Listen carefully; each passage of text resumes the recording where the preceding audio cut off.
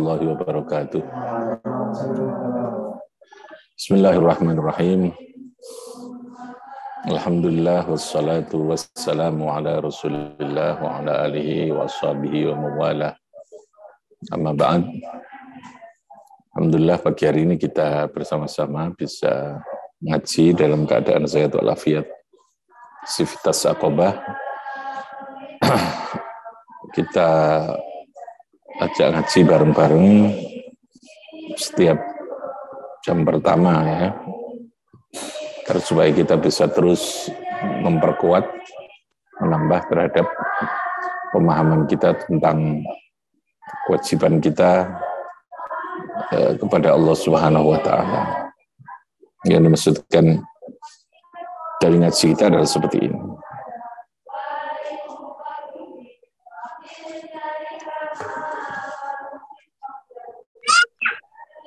Pagi hari ini kita akan bicara terkait dengan, jadi kemarin ada hukum taklifi lalu hukum wadai.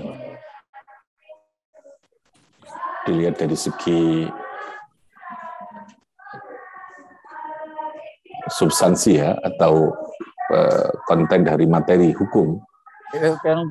Itu ada kalanya hukum yang berupa hukum taklifi, lalu kemudian ada hukum apa? Wadai. Ada hukum taklifi, ada hukum wadai.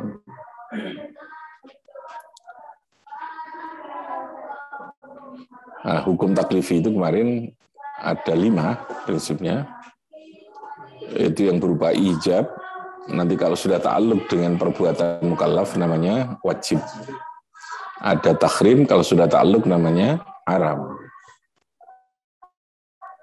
Kemudian ada nadab, kalau sudah ta'alluq namanya mandub. Namanya apa? Mandub. Ada karohah, kalau sudah ta'alluq namanya makruh. Ada ibahah, kalau sudah ta'alluq namanya mubah. Jadi ketika sebagai sebuah konsep hukum, maka istilahnya yang berbeda ya. Kalau sudah ta'alluq dengan perbuatan, kalau sudah berupa perbuatan, maka dia punya akibat.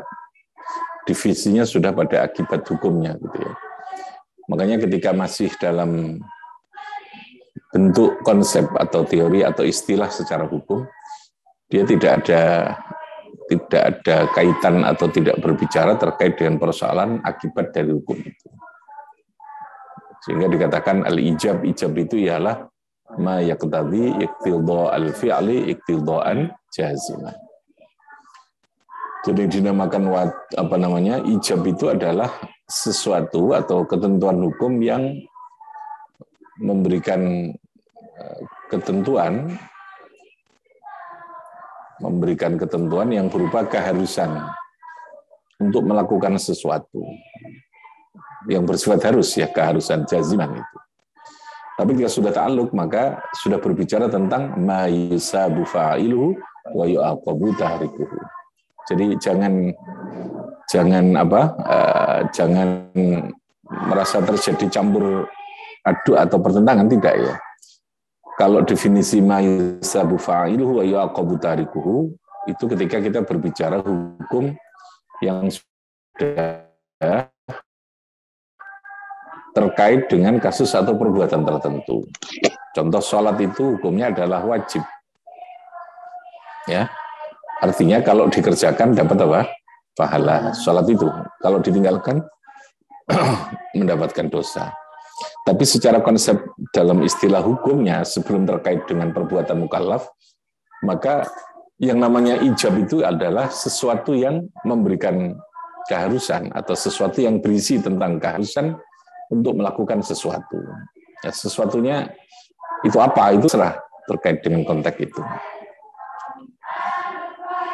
Itu bedanya gitu ya. Jadi ada pengertian sebelum terjadinya keterkaitan atau ta'alluq,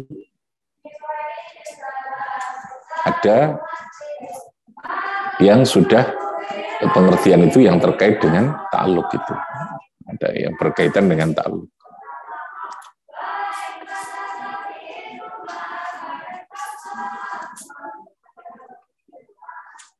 Sehingga istilahnya tadi itu berbeda-beda itu gitu ya. Istilahnya berbeda-beda itu.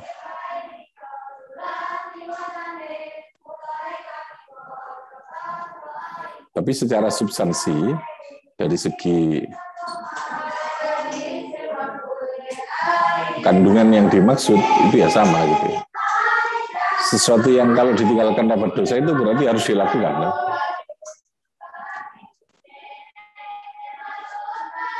Ketika kita diminta melakukan sesuatu dan sesuatu itu punya akibat hukum, berarti artinya sesuatu itu menjadi harus. Karena kalau tidak dia punya sanksi kan. Ya, sama gitu ya, yang begitu ya. Begitu pula dalam hukum kebalikannya ijab, namanya tahrim. Hukum tahrim itu sama itu. Tahrim. Tahrim kalau sudah ta'alluq dengan perbuatan mukallaf namanya apa? Haram. Tahrim artinya adalah ma yaqtadi iqtidha at-tarki. Jaziman, ada jaziman. Jadi ketentuan hukum yang berisi tentang keharusan meninggalkan sesuatu. Keharusan meninggalkan. Namanya iqtidha at-tarki. Jaziman. Jadi iqtidha itu ada dua, ada iqtidha'ul fi'li jaziman, ada iqtidha'ul fi'li ghaira jazim. Yang kedua ada iqtidha'ut tarki jaziman, ada iqtidha'ut tarki ghaira jazim. Itu yang disebut dengan karohah itu.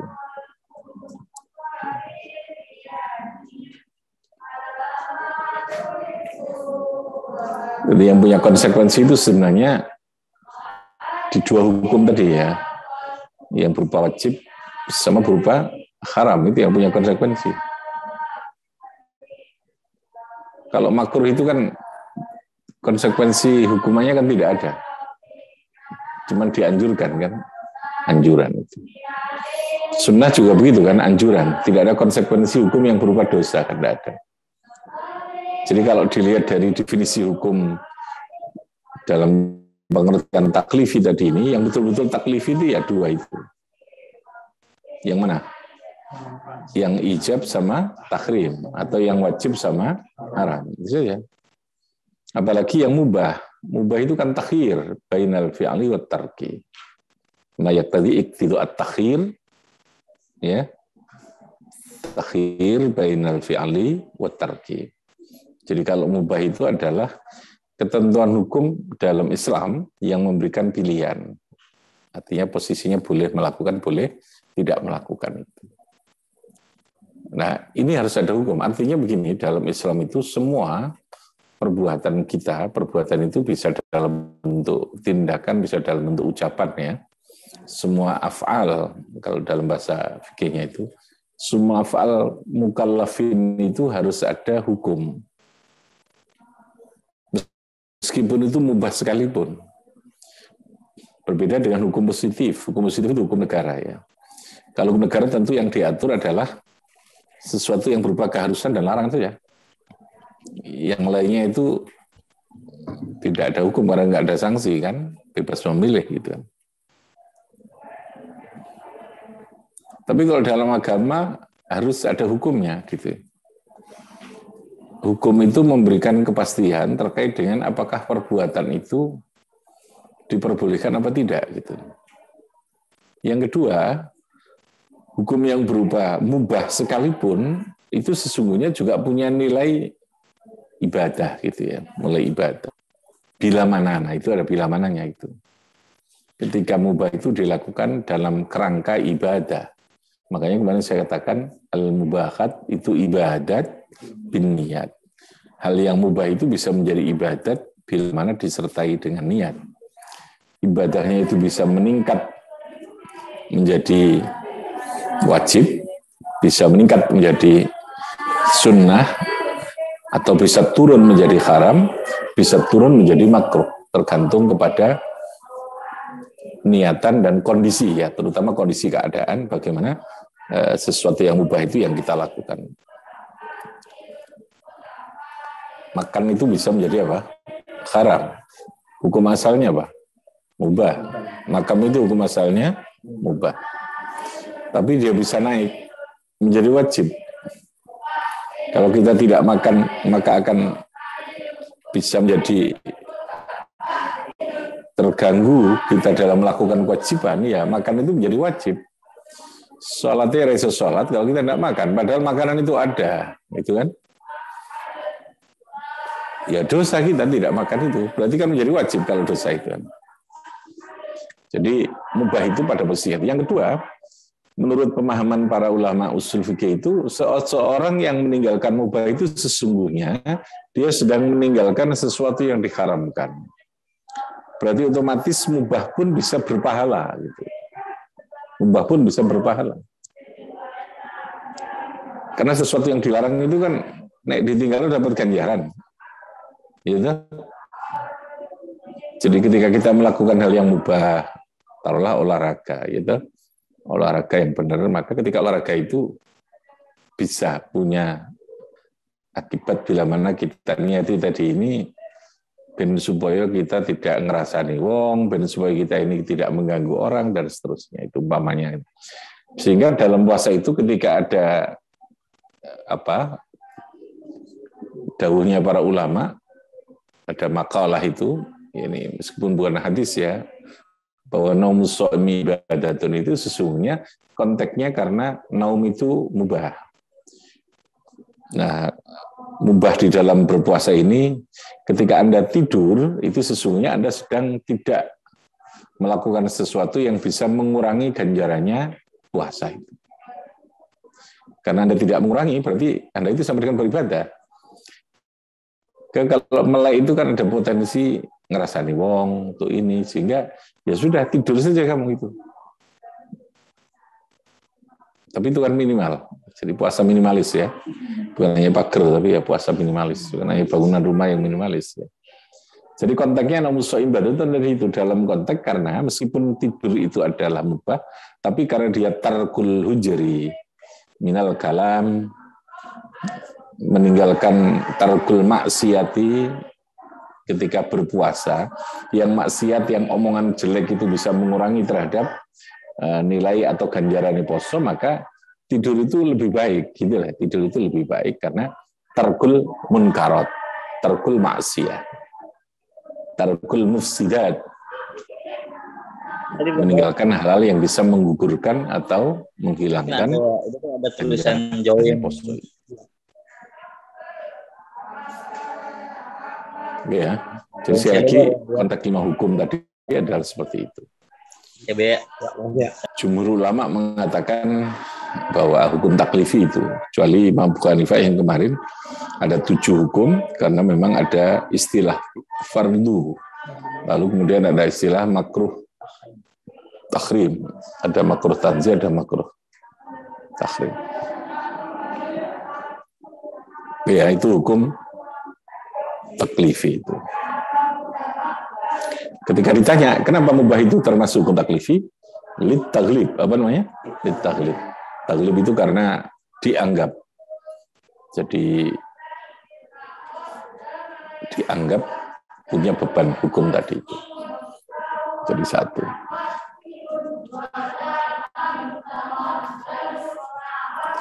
Oke, yang kedua, dalam Islam itu ada hukum wadai. Kalau tadi memang hukum itu mengatur terhadap perilaku dan perbuatan orang mukallaf. Nanti akan kita jelaskan. Mukallaf itu yang menjadi objek hukum. Namanya mahkum alaih. Mahkum alaih. Yang kedua ada hukum namanya hukum wadai. Hukum wadai ini hukum yang adanya hukum bila mana ada sesuatu yang lain. Jadi dia akan muncul hukum itu ketika ada faktor lain yang menyebabkan, yang mengharuskan adanya hukum itu. Jadi kalau hukum taklifi itu bersifat permanen ya, bersifat permanen. Karena dia mengatur. Tapi kalau hukum wadai itu bersifat kondisional. Dia ada ketika ada sesuatu yang menyebabkan adanya hukum itu. Contoh, seseorang mendapatkan warisan itu karena ada sebabnya, sebabnya dia sebagai anaknya. Jadi yang dapat warisan itu siapa? Ya anak mayit itu, gitu ya. Anak mayit, karena dia itu punya hubungan anak, otomatis akan muncul hukum namanya hak waris itu. Hak waris itu hukumnya, bahwa dia dapat warisan. Karena seseorang itu membunuh, maka dia harus dihukum kisos. Hukum kisos itu namanya hukum wad'i. Hukum apa? Wad'i itu. Ada hukum wad'i itu. Nah, sesuatu perbuatan itu terkadang ada dua hukum sekaligus. Ada hukum taklifinya, juga ada hukum apa? Wad'inya itu.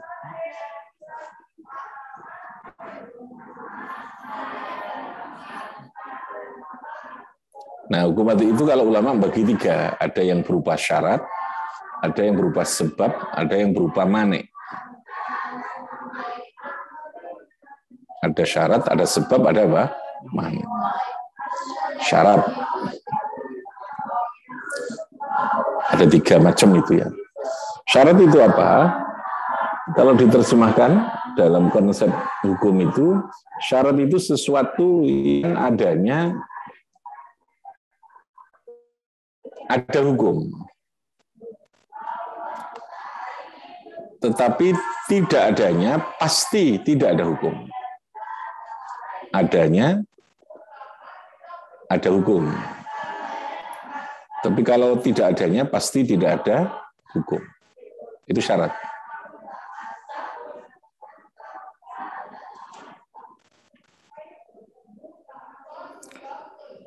Jadi ma la yalzamu wujudul hukmi tapi wa yalzamu adamul hukmi. Dalam definisinya itu ya. Contoh ya, Anda sholat. Sholat itu hukumnya wajib kan? Syaratnya sholat apa? Harus ada apa? Wudu. Wudu itu namanya syarat. Dia menjadi wajib. Wudu itu ketika dia menjadi syaratnya sholat. Wudu itu syarat. Contohnya apa? Wudu. Menutup aurat. Menutup aurat itu syarat. Dia wajib. Munculnya wajib menutup aurat itu ketika kita wajib melakukan sholat.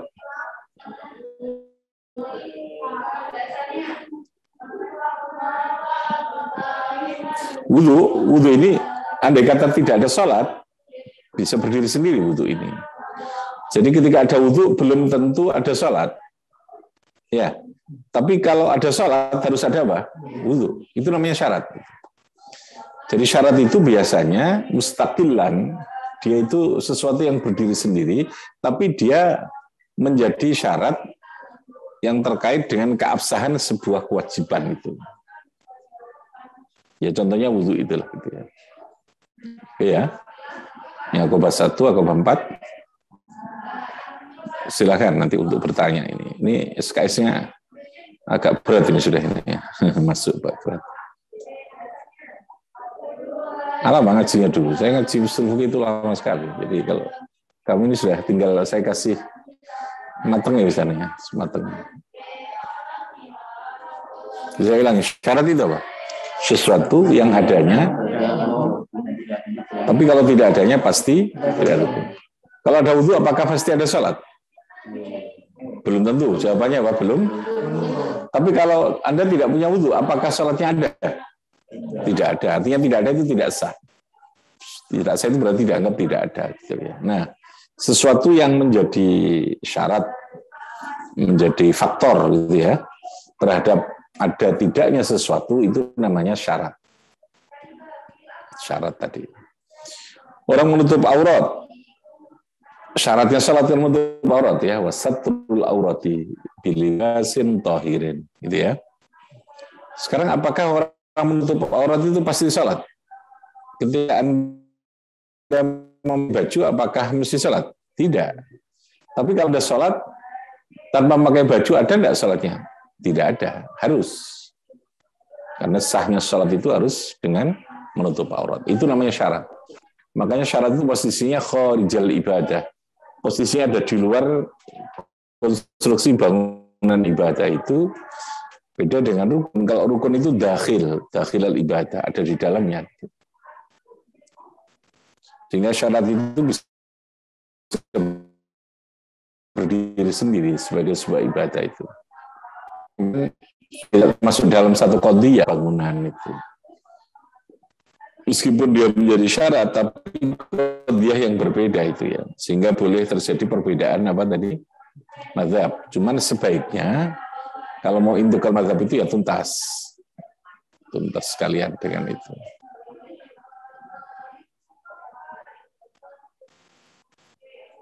Oke ya. Nah, itu namanya hukum wad'i. Yang pertama hukum apa? Syarat tadi. Yang kedua, ada namanya hukum wad'i yang disebut dengan sebab. Sebab adanya pasti ada hukum, tidak adanya pasti tidak ada hukum. Ini pasti sama-sama pasti.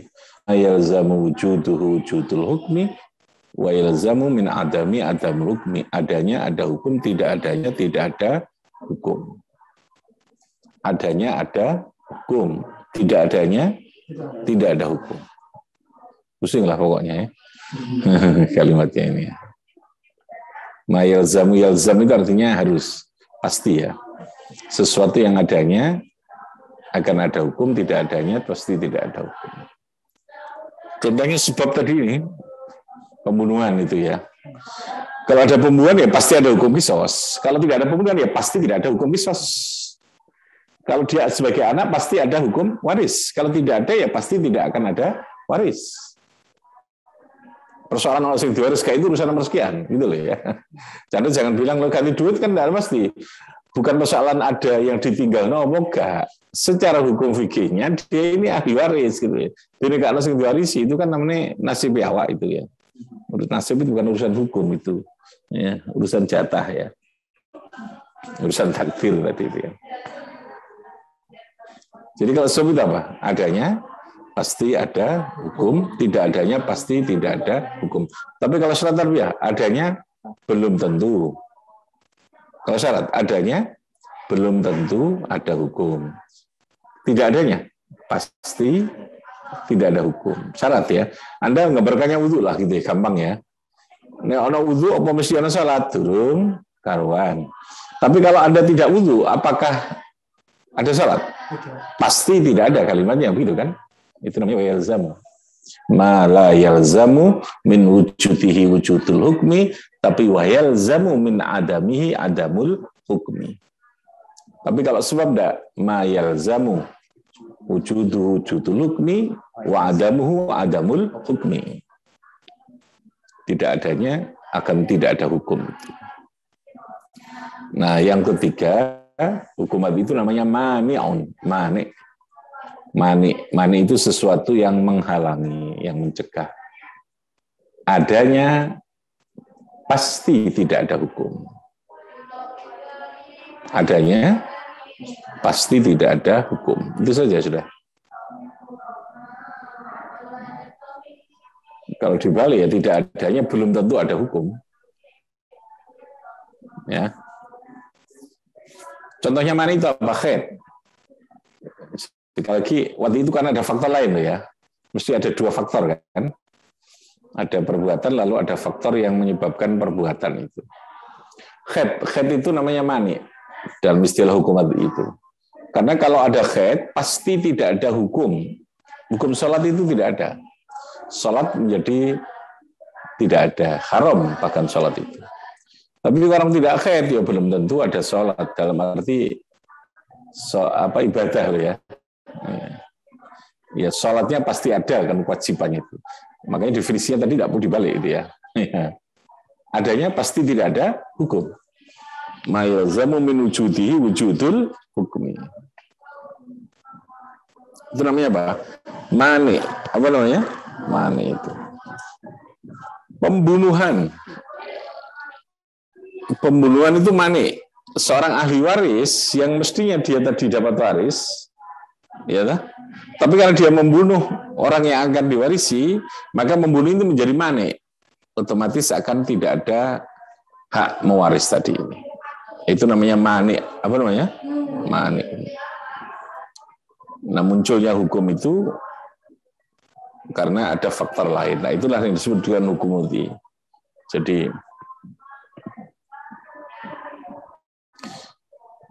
hukum yang muncul karena wad'an, bil wad'i wad'an.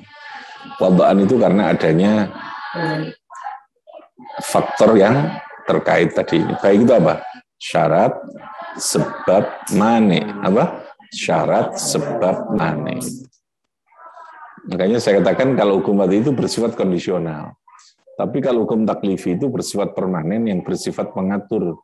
Tidak karena sebab apapun. Kita ini sholat ya karena memang sholat itu kewajiban, tidak karena apa-apa gitu ya. Paham ya? Khomer itu ya haram kapan saja, pada siapa saja, tidak karena faktor apapun gitu. Oke ya, itu pembagian hukum dilihat dari segi konten atau isi hukum yang mengatur terhadap perbuatan mukallaf. Karena hukum itu sendiri apa definisinya? Khitabullah ta'ala al-muta'alliqu bi af'alil mukallafina iktidaan aw wad'an aw takhiran. Jadi ada 3 takhir. Takhir itu sebenarnya masuk dalam definisi yang jadi iktidaan aw wad'an. Ini yang 2 itu yang pas ya. Khitabullah. Jadi hukum itu definisi apa? Khitabullah. Sehingga al-hakim siapa kemarin? Wallah. Asy-syari' siapa? Wallah. Karena hukum itu khitabullah. Yang berhak memberikan dawuh, memberikan titah, kalau Jawa istilah ya, titah. Ya, ketentuan hukum itu hanyalah Allah, khitabullah ta'ala. Nabi Muhammad itu mubayyin, muballigh, menyampaikan, mufassilun, mubalighun, mubayyinun, menyampaikan, menjelaskan, memberikan perincian, lalu memberikan contoh, uswatun, ya, memberikan praktek atau model dalam suatu penerapan hukum yang diperintahkan oleh Allah. Bukan, Nabi Muhammad itu bukan menciptakan hukum, paham ya? Kalau kita menyebutkan hadis itu sumber hukum, karena konteksnya hadis itu wahyu, paham ya? Konteksnya itu wahyu, bukan kepada Nabi Muhammadnya. Nabi Muhammad yang diberikan tugas oleh Allah untuk menyampaikan wahyu itu. Jadi tetap sumber hukum itu aslinya ya wahyu itu. Kalau seorang mujtahid lalu melahirkan sebuah ijma sebagai sumber hukum, sesungguhnya hakikatnya adalah wahyu. Karena ijma itu dilahirkan dari prinsip-prinsip yang ada di dalam Al-Quran, hadis. Begitu pula qiyas. Jadi kalau dalam konsep aslus sunnah itu kan sumber hukum itu apa? Al-Quran, hadis, ijma, qiyas. Apa? Al-Quran, hadis, ijma, qiyas. Tapi hakikatnya siapa yang berhak menetapkan hukum? Allah. Di situ dikatakan sebagai sumber itu hanya untuk menggali, menemukan saja. Hakikatnya sumber. Kenapa kita dari Al-Quran? Karena Al-Quran secara tekstual tidak menyebutkan itu, gitu ya. Kita tidak bisa menemukan di Qur'annya, gitu. Kita menemukannya di hadisnya, kita menemukannya di ijma'nya, kita menemukannya di mana? Qiyas.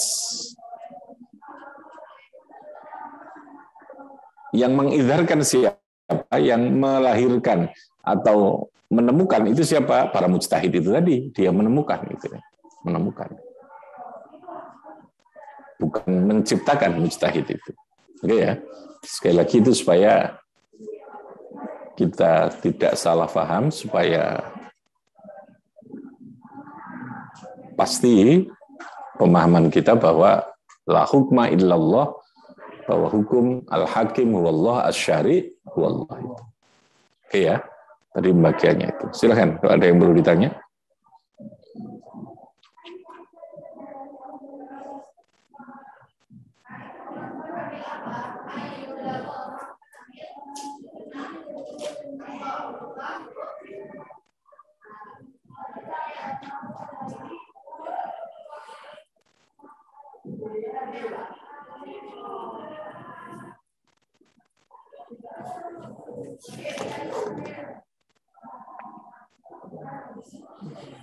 Silakan, kalau ada yang perlu.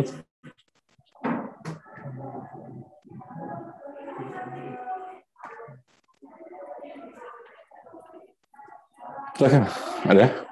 Mana?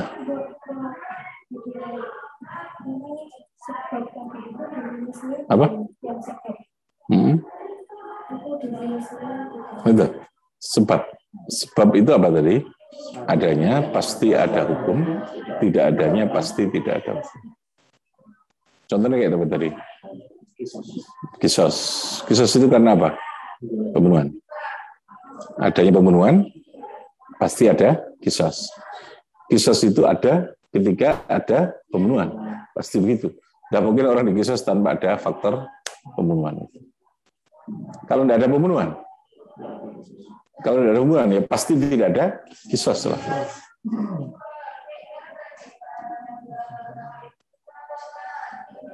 Kalau syarat tadi apa? Adanya?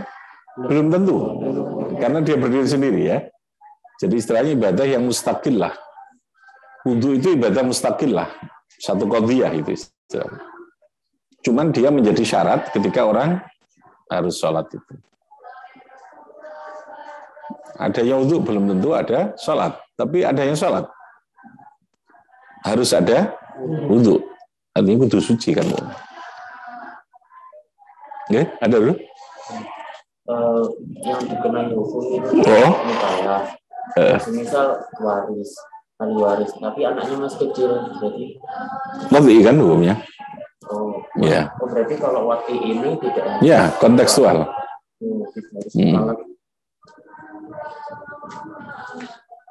Jadi kalau yang berupa hak itu tidak harus dalam bentuk mukallaf, berupa hak ya. Yang tadi yang dikatakan hukum wati itu. Tapi kalau hukum taklifi itu karena ada sifat pembebanan maka dia harus mukallaf tadi. Cuman tetap ketika dia memiliki itu ada hukum yang berlaku terkait dengan kondisi seorang anak dalam hal mentasarrufkan harta itu. Nanti sudah berbeda lagi ya, memperolehnya itu menjadi hak. Ya, bahkan dalam kandungan pun sudah punya hak untuk mendapat waris. Ya. Anak gila, orang gila tetap dapat warisan. Ya. Tetapi menggunakannya nanti sudah ada hukum berbeda gitu ya. Dia terkena hukum taklifinya gitu. Dia tidak boleh melakukan jual beli, ya tidak sah. Jual beli dengan orang gila tidak sah. Oleh karena itu untuk menggunakan hartanya harus ada wali, harus ada pengampu.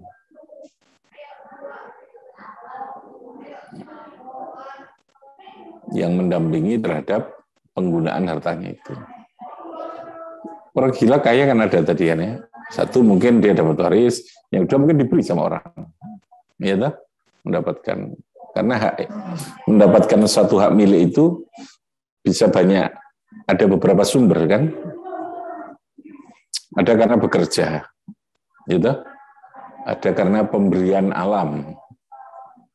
Kita punya tanah, lalu kemudian tanah itu tiba-tiba di dalamnya ada tambang emas, masteng ya, tambang emas itu. Kira-kira jadi hak milik kita enggak? Jadi hak milik kita sudah. Atau karena diberi orang, tiba-tiba ada orang memberi kita, ya sudah jadi hak milik itu, pemberian itu. Nah, kalau untuk urusan yang sifatnya hukum wati itu dia tidak terkait dengan hukum-hukum, tidak terkait dengan kondisi kemukallafan tadi itu. Kita memberi anak kecil boleh enggak? Boleh. Jual beli boleh kepada siapa saja. Enggak harus Islam ya, kecuali orang yang gila yang enggak boleh. Anak kecil tidak boleh gitu ya. Jadi begini, yang berkaitan dengan aspek yang menyangkut tentang pendapatan atau hak-hak itu sifatnya tidak terkait dengan kemukallafan tadi ini, tergantung pada kondisi kepada hubungan hukum yang akan dilakukan itu kayak apa. Oke, silahkan. Ada lagi?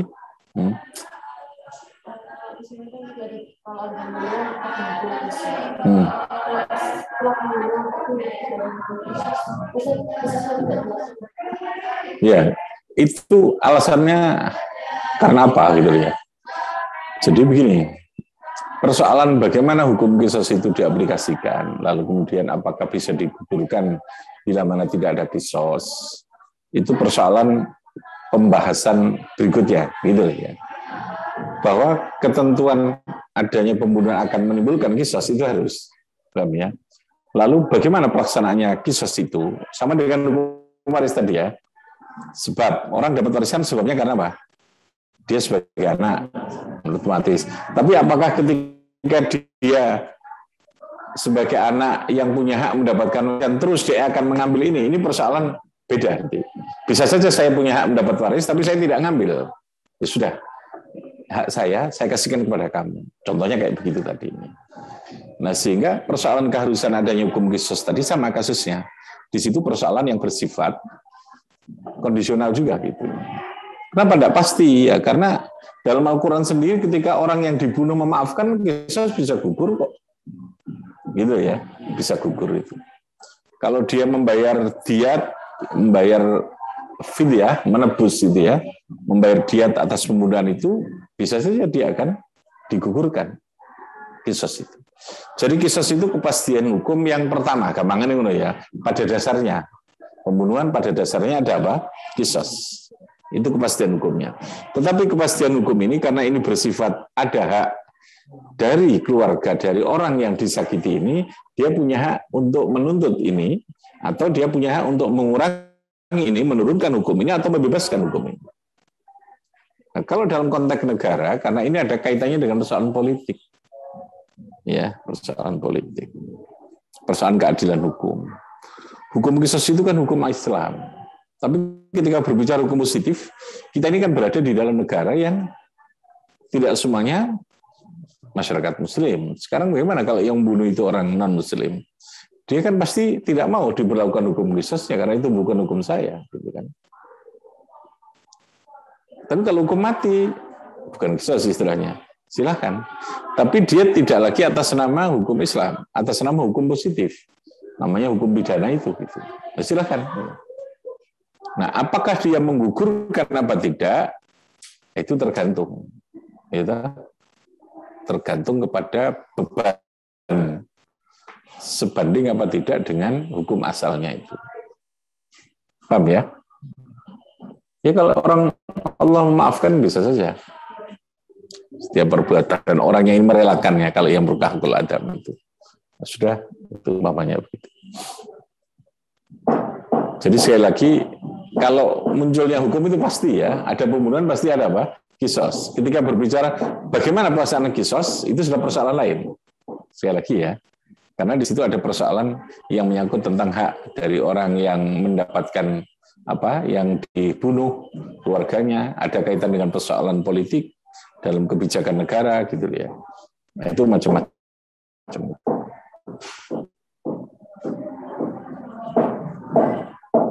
Silakan. Ada lagi?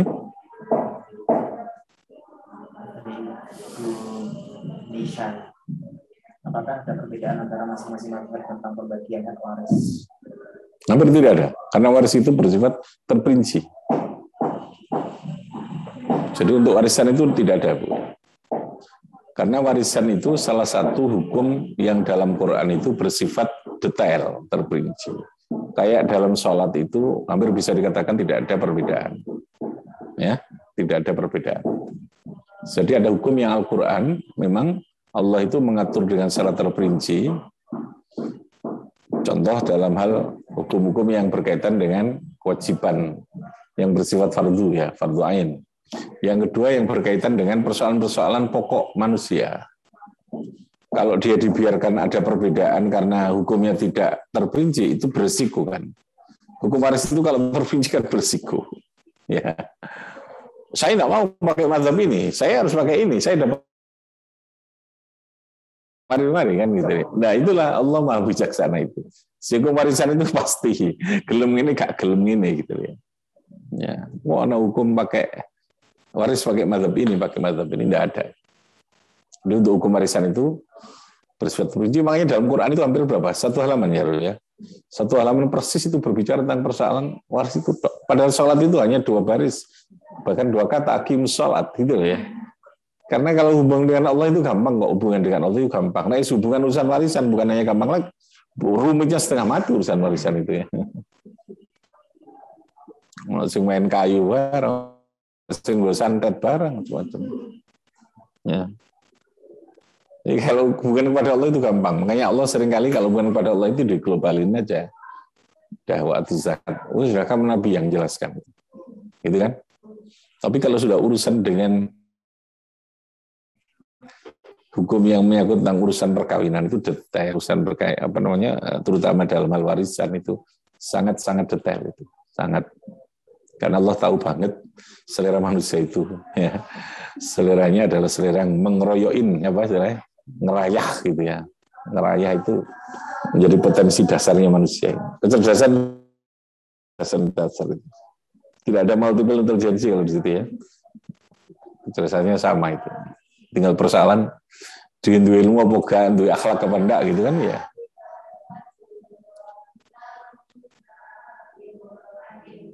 Oke, ada lagi?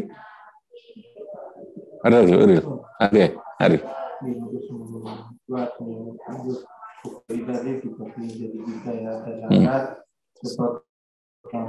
Itu memang masing-masing itu berdiri sendiri. Apakah ada suatu kejadian atau contoh ilustrasi yang mengharuskan adanya syarat dan sebab? Ya, bisa saja. Jadi sesuatu hukum itu jadi syarat keilmuan ya. Perlu ada pemisahan seperti itu. Jadi syarat hukum wati dan hukum fi'il terkadang dia berada di dalam satu paket. Pada satu sisi dia punya ketentuan hukum yang bersifat taklifi, sisi lain dia punya ketentuan hukum yang bersifat apa? Yang bersifat wati itu. Jadi kedua-duanya. Ya contoh hukum salat itu apa? Wajibnya salat itu kan taklifi, gitu. Tapi dia juga punya hukum wati yang berupa apa? Salat. Wudu. Wudu itu kan terkait dengan salat. Jadi dalam salat itu ada hukum taklifi, juga ada hukum wati, gitu ya. Bahkan juga ada mani. Tadi itu kan orang ketika haid salatnya kan menjadi tidak ada, gitu. Jadi dalam satu perbuatan itu terkadang dia sekaligus melibatkan atau di dalamnya ada ketentuan yang taklifi sekaligus ketentuan yang bersifat apa? Wati. Gampangnya begini kalau dilihat, hukum wati itu biasanya pasti di sana akan ada hukum taklifi, tapi hukum taklifi belum tentu ada hukum apa? Wati. Belum tentu ya. Tapi pada dasarnya semua hukum itu terkait lah gitu ya, antara wati maupun taklifinya itu. Ya kita haji saja, haji itu kan ada syarat wajib ya, toh. Syarat wajib itu. Harus punya sangu, harus punya ini gitu kan. Tapi dua sangu kan turun karuan wajib haji kalau dia tidak sehat dan seterusnya itu.